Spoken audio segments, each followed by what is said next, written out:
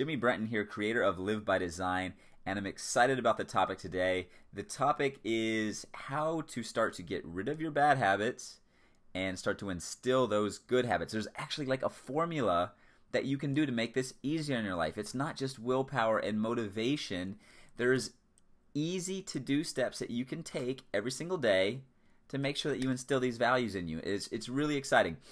And I really didn't know how to put all this into words until I started reading a book by a guy named SHAWN.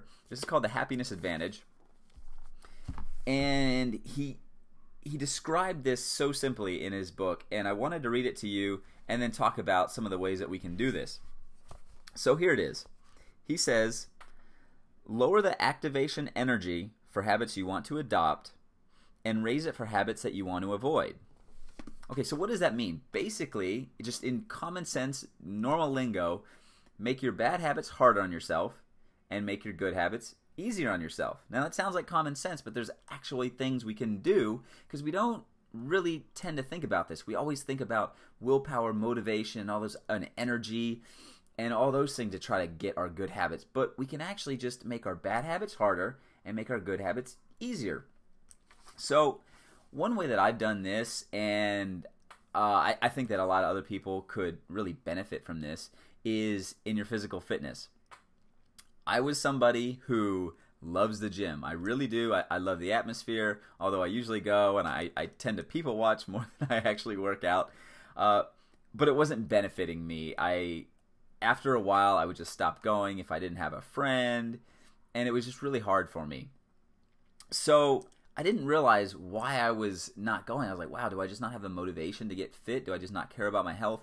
Until I started thinking, this is actually a high activation energy item in my life, right? To go to the gym, not only do I have to pay that membership every single month, but I have to drive to the gym. I have to get changed at the gym. I have to then find the machines I want. Sometimes I have to wait for them. Sometimes I have to wait or see if I can get into a class. Then I have to reverse this entire process, get changed again, take a shower, go. Like, there's a lot of work that goes into going to the gym, and for some it just doesn't work. For me, it didn't work out.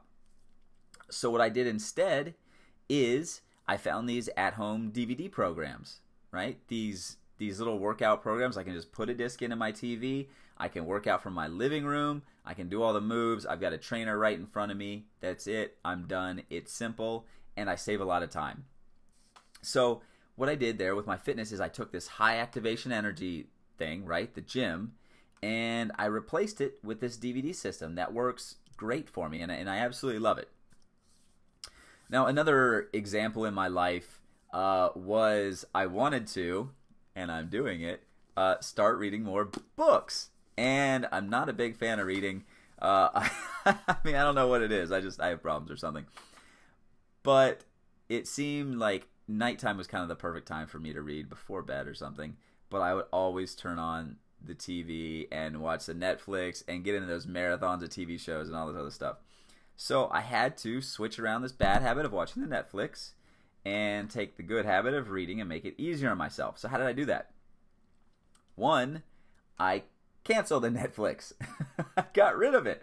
I said, $8 a month is not a lot, but I just got rid of it. I said, I don't need this. I need to be spending time. So Netflix wasn't even an option for me anymore, right? I'd pick up my remote. I'd be like, oh, what do I do now? Because I don't have cable too, if you didn't know. Another way that I made it higher energy myself, I took my remote control and I actually put it away and higher from me. So it was actually harder to get, right? I mean, I can get up and get the thing, but I actually made a conscious effort to make it harder to obtain. And then what I did simultaneously is I took my book and I put it right next to my bed. So now I'm sitting in bed and I'm like, oh, what should I do? Watch Netflix? Oh, look how far the remote is. I don't have Netflix. There's my book. Boom.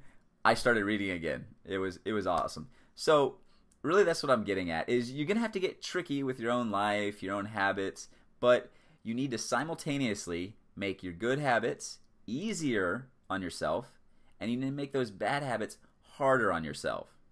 Guys, I hope you enjoyed this. It's done wonders for my life, and I hope that you find some value in it too. Thanks a lot for watching, and please comment below. Let me know if there's any bad habits that you're working on, and how you got over it. What kind of systems did you find, tricky systems in your own life? Or maybe you haven't figured it out yet and you just want some help from some more people. And then head over to jimmybrenton.com and take a look at the other content on there. Thanks a lot, guys.